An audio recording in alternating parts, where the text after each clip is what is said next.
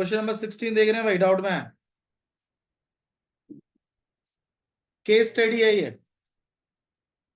Case study वैसे शायद हम लोगों ने कल डिस्कस करी थी कि जॉन जो है वो प्लान कर रहा है अपनी छोटी बहन के लिए एक बर्थडे पार्टी। उन्होंने बर्थडे कैप बनाने का फैसला किया है और बेकरी शॉप से केक लाने का भी फैसला किया है। और जब वो केक बना रहे हैं वो एक सिलेंड्रिकल शेप का है जिसका डायमीटर कितना है 24। तो रेडियस कितना हो जाएगा 12। और हाइट कितना है 14 सेंटीमीटर। ये केक का हिसाब किताब है, मतलब सिलेंडर। और कैप उन्होंने कुछ इस तरीके की बनाई है कि जिसका बेस का सरकमफ्रेंस कितना है 44 सेंटीमीटर और हाइट जो है वो है 24 सेंटीमीटर। अब बोला है कितना सेंटीमीटर स्क्वायर पेपर यूज होगा ऐसी 4 कैप बनाने के लिए। अब ऐसी अगर 4 कैप बनानी है, एक मिनट गेट खोलो। तो केक बनाया जा रहा है और क्या कैप्स बना रहे हैं। कितनी कैप बना रहे हैं 4 कैप बन रहे हैं। अब आपसे क्वेश्चन ये पूछा है कितना पेपर लगेगा ऐसी 4 कैप बनाने में। आप मुझे बस ये बताइए कैप में पेपर लगता कहाँ है सीएसए पर। तो अगर मुझे एरिया ऑफ पेपर निकालना है, क्या निकालना है एरिया ऑफ पेपर। देखो केस स्टडी से घबराइए नहीं, केस स्टडी आपके रियल वर्ल्ड के क्वेश्चंस होते हैं। बस आपको तो समझना है इस चीज को कि पूछ क्या रहा है। आपसे इसका एरिया पूछ रहा है कि कितना एरिया ऑफ पेपर लगेगा। अब आप बताइए हर्ष, ऐसी कैप 4 हैं तो आपको जो पेपर यूज होगा वो कहां यूज होगा सीएसए पर ही तो यूज होगा, ऊपर की साइड में, मतलब इस वाली साइड में तो यूज होगा। आप खुद देखिए जो बर्थडे कैप होती है उसमें जो गत्ता, जो मतलब गत्ता लगता है वो कहां लगता है, वो कर्व वाले पार्ट पर ही तो लगता है। तो वो सीएसए ही तो है। और ऐसी कितनी कैप है 4 कैप है। तो अगर मुझे एरिया ऑफ पेपर निकालना ही है तो आपको नहीं लगता मुझे 4 इंटू सीएसए ऑफ कोन कर देना चाहिए। सही है, ये मेरी इक्वेशन यूज होगी इसमें। अब सीएसए ऑफ कोन निकालने जब मैं बैठा तो मुझे पता चला कि इसमें तो पाई आर एल आता है। अब जब मैं इधर गया कोन में तो मैंने देखा यार मेरे को तो बस खाली क्या पता है हाइट पता है, नहीं आर भी नहीं पता, खाली क्या पता है हाइट पता है। तो कोई बात नहीं, आपको कोन की सिर्फ क्या पता है हाइट। हाइट बता रखी है उसने कितनी है 24। अब ना तो उसने रेडियस दिया आपको बट सरकमफ्रेंस तो दिया है, कितना है 44। क्या मैं सरकमफ्रेंस से रेडियस का जुगाड़ नहीं कर सकता? कैसे यूज करते हैं इक्वेशन। तो circumference equal to pi r करके इक्वेशन जनरेट करेंगे हम। ये चीज मैंने आपको बहुत सिखाई है भाई। सरकमफ्रेंस से किसका जुगाड़ होता है रेडियस का। एरिया से किसका जुगाड़ हो जाता है रेडियस का। एरिया का पाई आर स्क्वायर लगा देते हैं उससे भी रेडियस निकलता है। डायमीटर से भी किसका जुगाड़ होता है radius. D equal to 2r लगा देते हैं, उसकी इक्वेशन बना देते हैं। यहाँ पे सी की जगह हम क्या लिखेंगे 44, 2 इंटू में पाई की जगह और इंटू आर। उसके बाद आर को अकेला यहाँ पे 44 इंटू में 7 अपॉन में 2 इंटू में 22 से यहाँ पे 2 बार, 2 से 1 बार। आर की वैल्यू कितनी आ गई, तो रेडियस तो निकल गया। अब सीएसए का फॉर्मूला लगाने के लिए हर्ष और क्या चीज चाहिए एल और चाहिए। अभी तो आर और एच निकला है, अभी एल और चाहिए। अब एल कैसे निकालते हैं पीजीटी से। तो पीजीटी का फॉर्मूला क्या है एल स्क्वायर इक्वल टू, अब एल स्क्वायर तो हमें निकालना है। आर की वैल्यू कितनी है एच की वैल्यू कितनी है 7 का स्क्वायर 24 का स्क्वायर और एल की वैल्यू कितनी आ जाएगी 625 और इसमें रूट। तो एल आपका निकल के आ गया कितना 25 सेंटीमीटर। तो आपको अगर कोण का हिसाब किताब निकालना है तो पहले आपको सरकमफ्रेंस से क्या निकालना है रेडियस इस केस में। फिर से रेडियस निकल जाएगा, हाइट निकल जाएगी, फिर आपको निकालनी है स्लैंट हाइट, जो मैंने निकाली है एल। एल की वैल्यू कितनी है इसमें? 25। ठीक है, एल निकलने के बाद फिर आपको करना है एरिया ऑफ पेपर का जुगाड़। एरिया ऑफ पेपर के लिए इक्वेशन क्या बनाएंगे आप? 4 इंटू में सी ऑफ को, और इनमें वैल्यूज डालें। 4 पाई की जगह आर की जगह 7, एल की जगह 25, 7 से 7 गया, यहाँ पे 2200 सेंटीमीटर आया। नहीं हर्ष, मुझे पता है थोड़ा फास्ट हो रहा है, बट उसके लिए मैं इसलिए कह रहा था कि पहले आके अगर हम बैठेंगे तो आपको इसको बहुत आराम से समझा दूं। वो वाली क्वेश्चन जिसमें बेस एरिया काउंट करते हैं, कब करते हैं base area count? Base area count करते हैं इसमें? ऊपर से हाँ तो नहीं, उस केस में जैसे मान लीजिए आप करवाएंगे उस क्वेश्चन जैसे जैसे आएंगे, ठीक है। अभी फिलहाल के लिए वॉल्यूम वाला जो हिसाब किताब base area multiplied by height की बात कर रहा है ना, करेंगे उसको भी करेंगे, ठीक है। नहीं बता, ओके, इसलिए कह रहा था तुम। करवाया ये क्वेश्चन। अरे करवाया है बाबा, तुम समझ नहीं रहे हो, तुम उसको समझ, तुम बंदे को समझ ही नहीं रहे। मैं ये नहीं कह रहा हूँ कि उसको समझ में नहीं आया, उसको समझ में आता है लेकिन स्लो समझ में आता है, मतलब धीरे धीरे धीरे धीरे पढ़ो, समझ में आ जाता है। उसको रिपीट ज्यादा चाहिए, तभी तो मैं कहता हूँ काम दे उसको काम दे, काम दे, काम चेक कर, ऐसे होता है। ऐसे नहीं कि करा दिया और हो गया। इवैल्यूएशन बहुत जरूरी है। अच्छा जी, उसके बाद इसमें मेरे ख्याल से केक और बना रहे थे वो। केक के लिए उन्होंने एक हिसाब किताब दिया है, उस हिसाब किताब को थोड़ा डिस्कस कर देते हैं। सिलेंडर शेप थी और बेस का क्या दिया हुआ था? डायमीटर। डायमीटर उन्होंने जो दिया था वो दिया था 24, तो रेडियस हमने निकाल ली थी कितनी? 12। देखो थोड़ा समझना पड़ेगा, केक अलग चीज है और कैप अलग चीज है, ठीक है। उसके रेडियस को उसके कोन में यूज मत कर देना। अब आपसे बोला है कि कितने का ऑर्डर देना पड़ेगा अगर 650 सेंटीमीटर क्यूब 100 ग्राम के बराबर होता है तो। मत करो कुछ बात। अगर 650 सेंटीमीटर क्यूब कितने ग्राम के बराबर है? 100 ग्राम के। तो आप बताइए ऐसा केक बनाने के लिए जिसका रेडियस 12 हो और हाइट, हाइट कितनी है इसकी में? 14। हाइट अगर 14 है, रेडियस 12 है, तो ऐसा केक बनाने के लिए कितना केजी का बोलना पड़ेगा शॉपकीपर को, ये पूछो। तो आप क्या करिए, आप इसका क्या कैलकुलेट कर दीजिए? वॉल्यूम। भैया पर इसका वॉल्यूम तो यहाँ सेंटीमीटर चल रहा है, यहाँ भी सेंटीमीटर चल रहा है, तो सेंटीमीटर क्यूब में आएगा। हाँ जी बिल्कुल आएगा, आने दीजिए, कोई दिक्कत नहीं। भैया पर आप तो केजी में बोल रहे हो। अरे फिर इस कन्वर्शन का यूज करेंगे ना अपन। 650 सेंटीमीटर क्यूब कितने ग्राम के बराबर है? तो 1 सेंटीमीटर क्यूब कितने ग्राम के बराबर होगा? 100 अपॉन में 650 ग्राम के।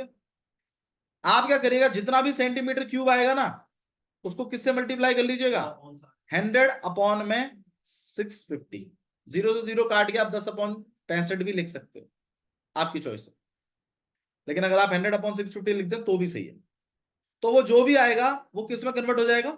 ग्राम में। आपसे वो केजी में पूछ रहा है, कोई बात नहीं, अगर आप इसको 1000 से और डिवाइड कर देंगे तो यही ग्राम किस में कन्वर्ट हो जाएगा? केजी। आपको बस वो कन्वर्शन करना, आपको पहले वॉल्यूम निकालनी है, और वॉल्यूम आएगी आपकी किस चीज में? सेंटीमीटर क्यूब में। फिर ये जो 650 सेंटीमीटर क्यूब इक्वल टू 100 ग्राम दिया हुआ है ना, फिर इसका यूज करना। फिर क्या करना है आपको इसका यूज?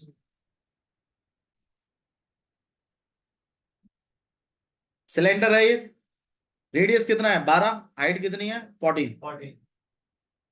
आपने सबसे पहले क्या कैलकुलेट करना है इसमें? वॉल्यूम। वॉल्यूम को कैलकुलेट कर रहे हैं क्योंकि हमें केक का वजन निकालना है। वजन वॉल्यूम से निकलता है, स्टफिंग कितनी है उसके अंदर। तो ऑब्वियस सी बात है, अगर आपको ये पता लगाना है कितने केजी का वेट, कितने केजी का है ये हिसाब किताब, तो ऑब्वियस सी बात है you need to calculate volume. और वॉल्यूम ऑफ सिलेंडर का फॉर्मूला क्या है? Pi r square h. और आप इसमें वैल्यूज डालेंगे। पाई की जगह आप रखेंगे 22/7। आर की जगह क्या रखेंगे आप? 12 × 12। हाइट की जगह रखेंगे 40। 7 से आप इसको कट कर लेंगे, यहाँ पे 2 बार, और यहाँ पर 144 44 और इंटू में 144, ठीक है। 4 से कर रहे हैं, 4 4 जा 16, 1 ऊपर कैरी गया 17, 1 ऊपर कैरी गया, और 576 और मल्टीप्लाइड बाय 11 और यहाँ पे 6 और 13, 1 ऊपर कैरी गया 12, 13 1 ऊपर कैरी गया, और इतना इतना सेंटीमीटर क्यूब, ये है, ये सेंटीमीटर क्यूब आया। अब चिंता करो, मल्टीप्लाई ठीक होगा शायद, हाँ ठीक है ना, हाँ। तो 6336 सेंटीमीटर क्यूब। ओके, अब हम इसको किस में कन्वर्ट करेंगे, कैसे करेंगे, इस कन्वर्शन का मदद करके। भैया क्या ये कन्वर्शन भी हमें कहीं लिखने की जरूरत है? देखो, अगर आप साइड में लाइन लगा के रफ में भी लिख दोगे ना कन्वर्शन, तो भी चल जाएगा। ये परमानेंट कन्वर्शंस नहीं है, हमेशा यही वैल्यू यूज करनी है, ऐसा भी कुछ नहीं। क्वेश्चन में वो अलग अलग हिसाब किताब दे सकता है कि भाई मान लीजिए अगर यही केक, मान लीजिए अगर आयरन का बना होता, तो शायद 1 सेंटीमीटर क्यूब काफी भारी होता। तो ये तो स्टफिंग का है ना भाई, मैदे का है ना भाई, मैदे का हिसाब तो 650 सेंटीमीटर क्यूब कितने ग्राम के बराबर है। तो हर बार अलग अलग होगा वेरिएशन, वो देगा लेकिन आपको रेट निकालने के लिए। हाँ, ये डिवाइडेड बाय 1000 वाला ये फिक्स होता, ये केजी है ना। तो आप क्या करेंगे, इसको डिवाइडेड बाय कर लेंगे, इसको मल्टीप्लाई करेंगे हम किससे, 100 अपॉन में 650, यहाँ 0 से 0 कट गया, ठीक है। और या देखो अभी इसको इतना वो मत करिए, 36 और 0 और अपॉन में 65, ये ग्राम में आ गया। अब हम इसको किस में ले जाएंगे, किलोग्राम में। उसके लिए हमें 0 से 0 चला गया आपके पास, लगभग अगर आप 65 से इसको काटते हैं तो पिछली बार शायद मेरे ख्याल से 936 कुछ ऐसे आया था, कुछ है ना, 9.36 समथिंग कुछ था। और इस 10 की मदद से ये एक और खिसक गया था आगे, तो 0.936 kg। और ये जो है, हाँ मतलब 93.6 समथिंग कुछ था, और ये बन गया था आपके पास 0.936, तो यहाँ पर आपके पास बन गया था 1 kg। तो 1 kg का हिसाब किताब हमने कुछ बनाया था, तो 1 kg का हिसाब किताब बैठा, ठीक है। तो इस तरीके से आपको वॉल्यूम निकालते हुए काम करना है। ओके, नेक्स्ट वाला बताइए, और कौन सा क्वेश्चन है बाबू? चेयर उधर से लेके आ जाइए, उस साइड में मिल जाएंगे।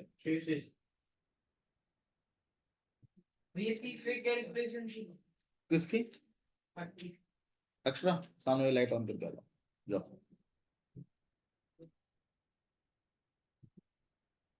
हाँ भाई, कौन से वाले का?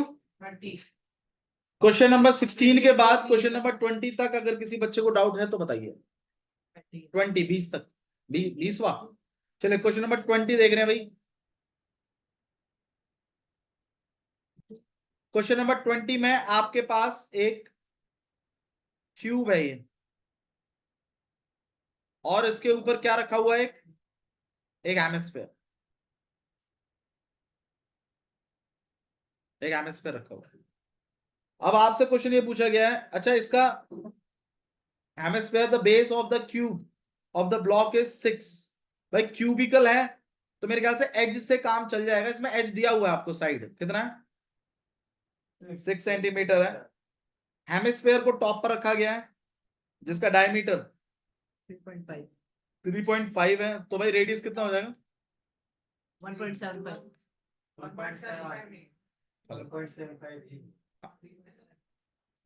नहीं नहीं, आ गया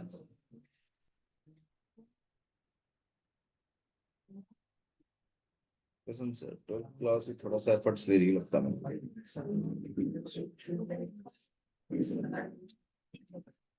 हाँ भाई, 1.75, यहाँ पे ए आपके पास 6 है, और आपसे बोला कितना सरफेस एरिया दिखाई दे रहा है। अब आप मुझे ये बताइए, मैं क्यूब की बात कर रहा हूं अभी, पूरे क्यूब में कौन सी सतह नहीं दिखाई दे रही है, हेमिस्फेयर के नीचे वाला सर्कल नहीं दिख रहा है।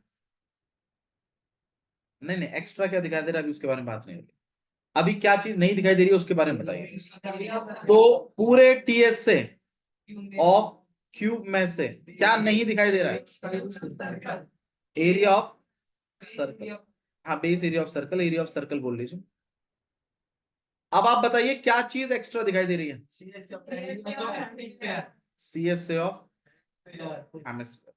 हमें ये कैलकुलेट करना, ये बनेगा आपका सरफेस एरिया का इक्वेशन। ठीक है, अब TSA ऑफ क्यूब का फॉर्मूला क्या है भाई? 6a² minus area of circle मतलब pi r square, TSA of hemisphere 2 pi. देखो इनको सॉल्व मत कर देना अभी, क्योंकि इसका रेडियस अलग है, इसका अच्छा एक ही है, हाँ ठीक ठीक, दोनों का रेडियस सेम है। ये सॉल्व कर लीजिएगा फिर पहले, यहाँ पाई आर स्क्वायर कहीं से ही सॉल्व कर दो, ऐसे नहीं, थोड़ा सॉल्व हो सकता है, plus minus minus 2 pi r square में से 1 पाई आर स्क्वायर चला गया तो 1 पाई आर स्क्वायर बच गया। फिर इसमें आप वैल्यू डाल देंगे 6 इंटू में पाई की जगह 22/7, आर की जगह 175/100 और इंटू में 175। ठीक है, 7 से कटिंग हो सकती है, 7 से 1 बार, 7 2 बार और 7 5 बार। 25 से डायरेक्ट इसको काटना फिर यहाँ पर 4 का दिक्कत बनाएगा। 5 से काट दो, 5 से कटिंग की जा सकती है 5 बार पे, और यहाँ पे 5 से 20, 2 से काट दो, 2 से 10 बार और 2 से 11 बार, ये थोड़ा ज्यादा प्रोडक्टिव है। ठीक है, 5 से मल्टीप्लाई कर रहे हैं यहाँ पर, 5 7 5 35, 3 ऊपर कैरी गया। ठीक है, उसके बाद आप 11 से करेंगे तो यहाँ पर आ जाएगा आपके पास 5, यहाँ 0, 13 और 14, 1 ऊपर कैरी गया 9 अपॉन में, और यहाँ पे 6 6 30, 6 का क्यूब होता है 216।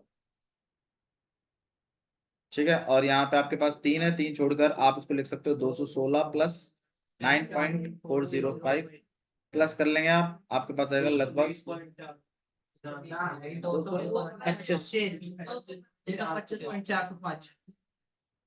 कितना सेंटीमीटर स्क्वायर। ठीक है, मेरे ख्याल से ऐसे कर लें तो ज्यादा अच्छा।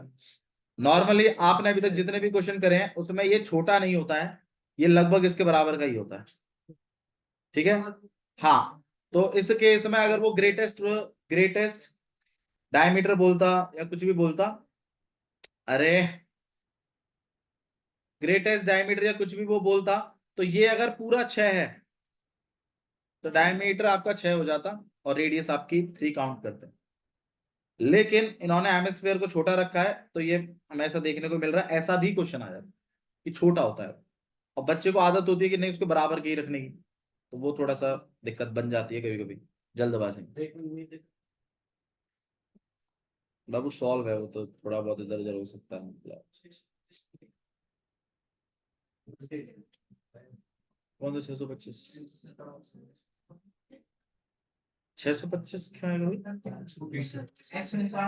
216 एंड 9 पॉइंट पीछे 225.625 है।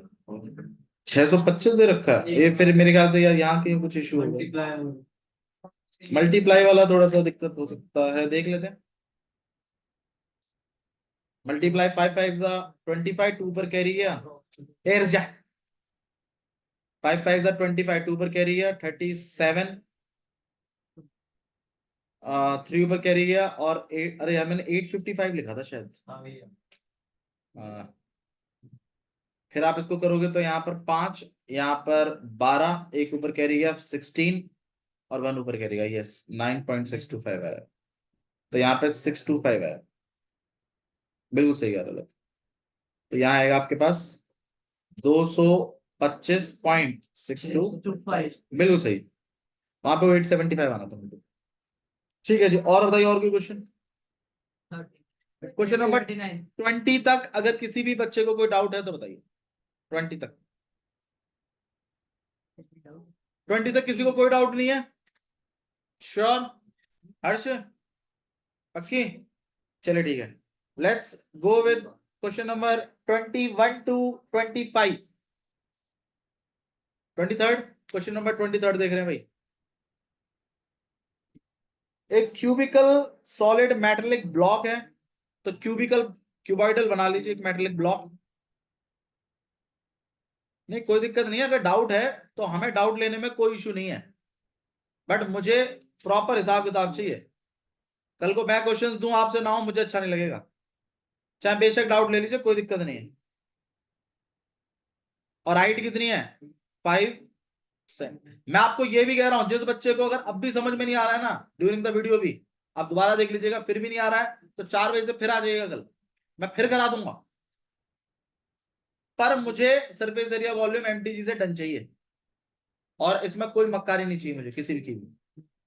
ऐसा नहीं कि हमारे पास बेसिक है, हम कमजोर हैं, हमसे नहीं हो रहा, ये ड्रामा नहीं चलेगा मेरे साथ। 2 महीने हैं, 100% दो अपना, उसके बाद देखेंगे तुम कमजोर हो गए तो एनसीईआरटी करा दूंगा तुम्हें फिर से।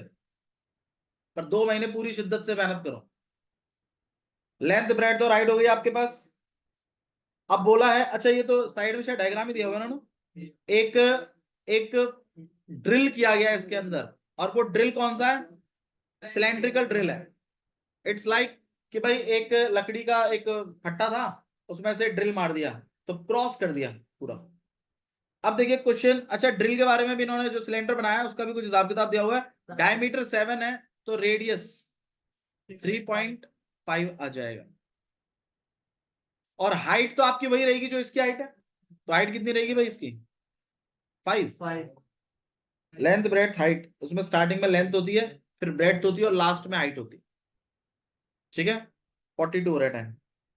7 centimetre is drilled out, find the surface area of the remaining solid. आपसे पूछा है जो बाकी का बचा हुआ हिस्सा है, अब उसका सरफेस एरिया बता दीजिए। पहले अब मैं आपसे फिर पूछ रहा हूं, पूरे क्यूबॉइड में कौन सी सतह नहीं दिख रही है। एक तो ये वाला सर्कल गायब हो गया, और एक ये वाला सर्कल गायब हो गया। भाई ड्रिल जब आपने किया तो पूरी सतह आर पार, पूरी सतहों में से एक तो ऊपर का वो सर्कल गायब हुआ, एक नीचे का सर्कल गायब हुआ। तो दिया तो वो डायग्राम नहीं देख रहे क्या, ड्रिल्ड आउट बोल दिया उसने, ड्रिल्ड आउट निकाल दिया है। ठीक है, मतलब एक सिलेंड्रिकल शेप को ड्रिल्ड आउट कर लिया गया है। अच्छा ये क्वेश्चन देखिए प्लीज, आपसे इसका सरफेस एरिया पूछा गया है, इक्वेशन बनवा दीजिए पहले तो, पूरे टीएस से ऑफ क्यूबॉइड में से। हर्ष समझ में आ रहा, तो पार्टिसिपेट क्यों नहीं करता, इक्वेशन में भी नहीं करेगा क्या। यहां देख बस, बार बार किताब देखने की जरूरत नहीं है, ध्यान भटकता है उससे। टीएससी ऑफ क्यूबॉइड में से क्या माइनस करूं, क्या माइनस करना है 2। अरे बोल भैया, गलत ही तो बोलेगा। हाँ 2 सर्कल माइनस कर दो भैया, इतना बोल दे, 2 में एरिया ऑफ सर्कल। ठीक है, अब ये तो मैंने वो चीज हटाई है जो नहीं दिखती है।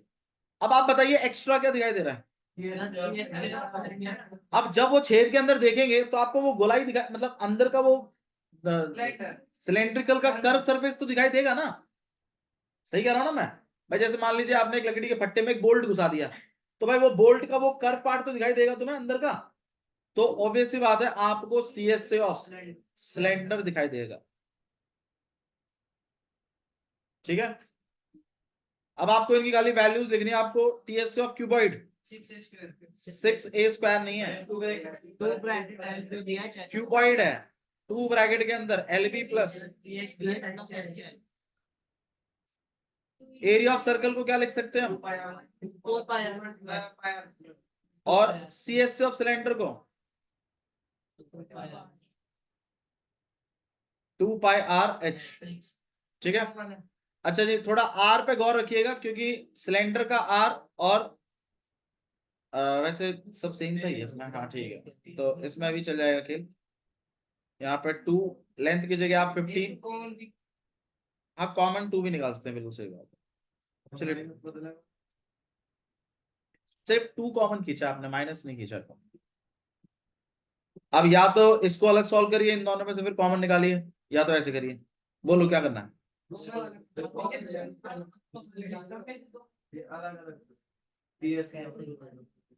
एक काम कर लेते हैं, इन सब में से तो 2 कॉमन निकाल लेते हैं, इधर रह जाएगा एलबी प्लस,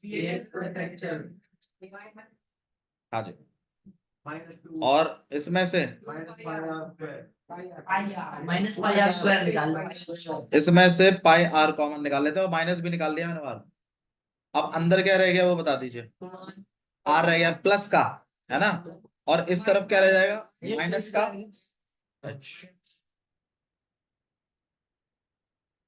सही है ना? माइनस में तो नहीं आया है। नहीं है मैडम जी, इतना वैसे मुश्किल नहीं था, बट चलिए मैं आपको सिखा देता हूँ, करवा अलग अलग देंगे भाई। इसमें से और इसमें से क्या कॉमन निकाला आपने? टू अब आप बताइए अंदर क्या रहेगा वो तो बता दो। इसमें तो कोई दिक्कत नहीं होनी चाहिए, यहाँ तक ठीक है। अच्छा जी, अब मैं सिर्फ पीछे वाले जो दो हैं इनमें से कॉमन निकालना चाहता हूँ, पूरे में से नहीं। L B plus B H plus H L तो चलने दीजिए। अब आप बताइए इन दोनों में से आप क्या कॉमन निकाल, आप माइनस भी मत निकालो, चलो हटाओ। आप बताइए कॉमन क्या निकालना चाहते हैं आप? अंदर क्या बच गया वो बता दीजिए। माइनस का तो एक तो माइनस भी छोड़ा आपने, आर, और क्या बचा? अब ठीक है, अब ठीक है ना? देखो सीखने का टाइम है इसलिए सिखा रहा हूँ, नहीं तो मैं तो यही कहता है इसी में वैल्यू डाल दो, क्यों चक्कर में पड़ रहे हैं उनकी, फालतू कुछ गलत हो जाए। बट अभी आप सीख सकते हैं। अच्छा, माइनस कॉमन निकालना या माइनस से मल्टीप्लाई करना one and the same thing होता है। मुझे एक बात है, माइनस से मल्टीप्लाई करते हैं तो क्या हो जाता है? साइन चेंज हो जाता है। माइनस कॉमन खींचने में भी यही नाटक होता है, साइन चेंज हो जाता है। अब अगर आप कल को इसमें से और इसमें से माइनस भी कॉमन निकालो तो क्या होगा? ये माइनस भी चला गया बाहर, पाई भी चला गया बाहर, आर स्क्वायर में से एक आर भी चला गया बाहर, तो बचा ही क्या? एक आर ही तो बचा। अब इधर तो भैया माइनस था ही नहीं, अरे तो फिर भी माइनस कॉमन निकाल दिया तो इसका मतलब अब माइनस कॉमन बचा हुआ है, मतलब माइनस बचेगा यहाँ। जब कोई चीज आपके पास है नहीं लेकिन आप फिर भी उसको उधार पे दे देते हैं तो वो आपके खाते में चढ़ जाती है। तो अगर आप यहाँ पे माइनस है नहीं लेकिन आपने फिर भी माइनस कॉमन निकाल दिया तो इसका मतलब अब ये माइनस यहाँ काउंट होगा। कल को जब आप इसी माइनस को अंदर मल्टीप्लाई करोगे तो ये माइनस माइनस मिलकर क्या बना देगा वापस से? प्लस। ये चीज मैथ्स में रहती है कि अगर कोई चीज कॉमन निकालनी है आपको जबरदस्ती, तो आप उसको डिवाइडेड बाय में लगा देते हैं। ठीक है, देखिए जैसे मैं आपको दिखाता हूँ, जैसे मैं ऐसे एक एग्जांपल लेके दे रहा हूँ, जैसे 6 + 5 है। अब अगर कल को मान लो 6x + 5y है, कल को मेरा मन किया इसमें से 3 कॉमन निकाल लेते हैं तो निकल जाएगा। अभी तक नहीं निकलता था आपके लेवल पे, अब निकल सकता है क्योंकि अब आपने एक लेवल अचीव कर लिया। तो 3 आप कॉमन निकालेंगे तो इसमें से तो निकल जाएगा लेकिन इसमें से निकलेगा नहीं, लेकिन निकालिए इसमें से तो निकालो पहले, कितना बचेगा? 2x और यहां पर 5y, लेकिन अपॉन में, मतलब खाते में नीचे लिखते हो उधार में। अब कल को आपका मन किया भैया यार ये कैसे, ये तो समझ में नहीं आ रहा, अरे आप मल्टीप्लाई कर लो यार, कितना हो जाएगा बताओ? 6x + 5y आ गया ना वापस से भाई? तो मैथ्स अलाउ करता है इस चीज। यार निशांत सीख मत लियो तू, भिचंड बना मचा के रखता है 24 घंटे।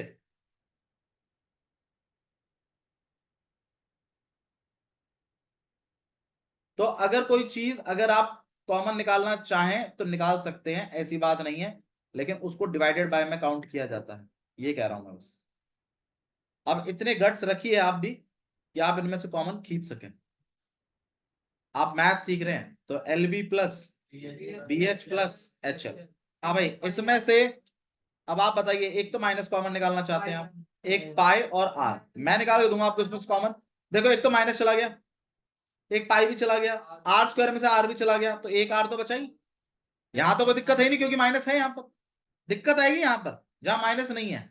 जहां माइनस नहीं है वहां अपॉन में माइनस लिखना पड़ेगा और वो माइनस ऊपर लिफ्ट होगा, तो यहां पर ऑटोमेटिकली क्या आ जाएगा? अब पाई भी चला गया, आर भी चला गया, क्या बचा? ऐसे आएगा।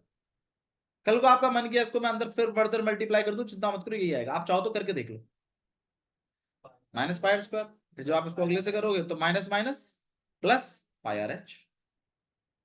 चीज सही है, ठीक है। हालांकि मैं कर नहीं रहा हूं, डोंट वरी, बट मैं आपको बता रहा हूं कि ऐसे किया जा सकता है। बाकी आपको खाली इसमें क्या करनी है? वैल्यूज डालनी, ठीक है। मीनाक्षी, क्वेश्चन के सॉल्यूशन में दिक्कत है तो बताओ, या इक्वेशन में? अब ठीक है, ठीक है जी। क्वेश्चन नंबर 23 के बाद अगर कोई डाउट है तो बताइए। 25 तक, 25 तक अगर कोई डाउट है तो बताइए। 25 तक कोई डाउट नहीं किसी को? ठीक है, ओके। 26 से लेके 30 तक बताइए अगर कोई डाउट है। 26 से लेकर 30 तक। 30 क्वेश्चन नंबर 30 कर रहे हैं भाई। तुम्हें तो बेटा मैं उड़ाऊंगा अगर नंबर नहीं आया ना तुम्हारे। एक क्वेश्चन नंबर 30 देख लीजिए, करेंगे बाबू। A room is in the form of cylinder surmounted by a hemispherical dome. एक रूम है जो कि सिलेंड्रिकल शेप का है और उसके ऊपर एक हेमिस्फेरिकल डोम है, surmounted by a hemispherical dome. The base radius of the hemisphere is 1/2 the height of the cylindrical part. जो हेमिस्फेयर का जो बेस का रेडियस है वो 1/2 है सिलेंड्रिकल पार्ट की हाइट को। तो सिलेंड्रिकल पार्ट की हाइट को अगर मैं x लूं तो रेडियस हो जाएगा x/2। और अगर ये x/2 है तो याद रखिएगा ये भी x/2 होगा, क्योंकि हेमिस्फेयर में जितना रेडियस इधर होता है उतना ऊपर की तरफ भी। तो कहीं ना कहीं ये x है और ये चीज x/। आपसे मेरे ख्याल से क्वेश्चन में टोटल हाइट पूछा गया है। क्या पूछा गया? Total height. टोटल हाइट बता दीजिए। तो मतलब ये चीज और ये चीज को प्लस करना पड़ेगा, ठीक है। अच्छा जी क्वेश्चन देखिए। अच्छा इसमें ये भी दिया हुआ है, अगर ये 1408 अपॉन में 21 मीटर 1408 अपॉन में 21 मीटर क्यूब एयर अगर ये कंटेन करता है। एयर कंटेन करने का मतलब क्या? मतलब वॉल्यूम। एयर कंटेन करने का मतलब है वॉल्यूम। तो इसकी वॉल्यूम आपको दी हुई है, तो जो चीज दी होती है नॉर्मली उसी से क्या बनती है? इक्वेशन। तो वॉल्यूम ऑफ एयर की इक्वेशन बना रहे हैं। कैसे बनेगी वॉल्यूम ऑफ एयर की equation? Volume of cylinder plus volume of hemisphere. अब वॉल्यूम ऑफ सिलेंडर का फॉर्मूला क्या है? वॉल्यूम ऑफ हेमिस्फीयर का वॉल्यूम ऑफ एयर आपके पास है 1408/21। इस पूरी इक्वेशन में अगर मैं आर और एच में और वैल्यू डाल दूं तो पाए तो ठीक है ही, आर स्क्वायर का मतलब अच्छा दोनों में आर जो है वो कॉमन है ना। चलिए कॉमन निकाल लेते हैं। पाई आर स्क्वायर अंदर रह गया एच। अब आपको इसमें वैल्यूज डालनी है। पाई की जगह 22/7, आर स्क्वायर की जगह x/2 इंटू एच की जगह x। तो यहाँ 1408 अपॉन में 21। आपको इसको फर्दर सॉल्व करना है। अब आप बताइए सॉल्व में प्रॉब्लम है तो मैं सॉल्व कर दूं। प्रॉब्लम आ रही है, आइए कर देते हैं सॉल्व। भाई देखिए इसको थोड़ा सा हम सॉल्व कर रहे हैं। यहाँ पे 1408 अपॉन में 21, इसको हम लिख रहे हैं 22x²। अच्छा 22 भी नहीं, यहाँ मेरे ख्याल से 2 भी थोड़ा बहुत कट सकता है। कर रहे हैं नहीं क्रॉस मल्टीप्लाई नहीं, चीजों को थोड़ा सिस्टमैटिक तरीके से करिए। 2 से आप इसको काटेंगे यहाँ 11, यहाँ बनेगा आपके पास 11x² अपॉन में 14। सही है। पीछे वाले इस चीज को और सॉल्व कर लेते हैं। यहाँ से 2 से 2 कट जाएगा, यहाँ बचा x प्लस x अपॉन में 3। ठीक है। यहां पर आप एलसीएम ले लीजिए, चीजों को रख लीजिए एक साथ, अभी मत कटिंग करिए किसी भी तरीके की कोई भी। कितना हो जाएगा आपके पास? 3x plus x 4x। यहां तक कोई इश्यू है तो बताइए, ठीक है। अब ध्यान रखिएगा आपको x की वैल्यू कैलकुलेट करनी है, तो xओं को यहां छोड़ दीजिए, बाकी सब कुछ पल्ली तरफ भेज दीजिए। x² और x यहीं रह गए तो कितना हो गया ये x³। बाकी 11 और 4 तो अपॉन में चले जाएंगे, और ये 14 और 3 ऊपर आ जाएंगे, और अपॉन में 21 और है आपके पास। अब आप कटिंग वटिंग कर लीजिए जितनी भी आप हो सकती है। 7 से 2 बार, 7 से 3 बार, 3 से 1 बार, 3 से 1 बार, 2 से 1 बार, ये 2 बार, 2 से 1 बार, यहाँ पे 7 0 4, 11 से 1 बार, 6 बार और 4 बार। तो आपके पास आ गया 64 equal to X cube, X कितना हो जाएगा,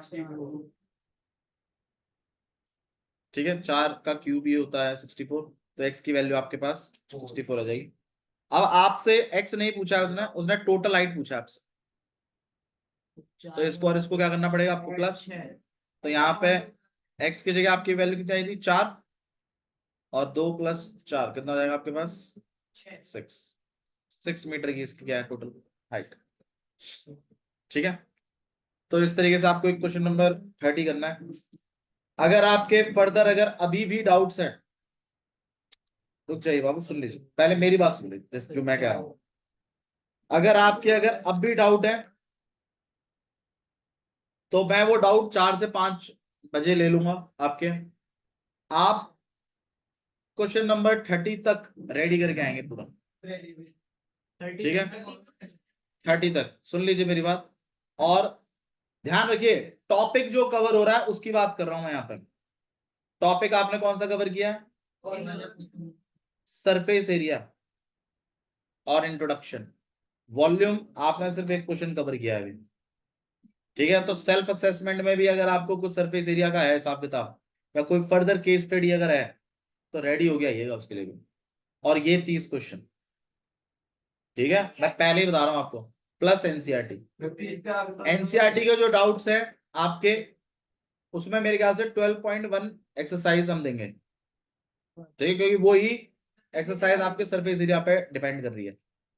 ओके, तो कल आप रेडी हो जाइएगा, डाउट है तो 4 से 5 आइएगा, ठीक है। टेस्ट होगा आपका कल, जा सकते हैं। Thank you.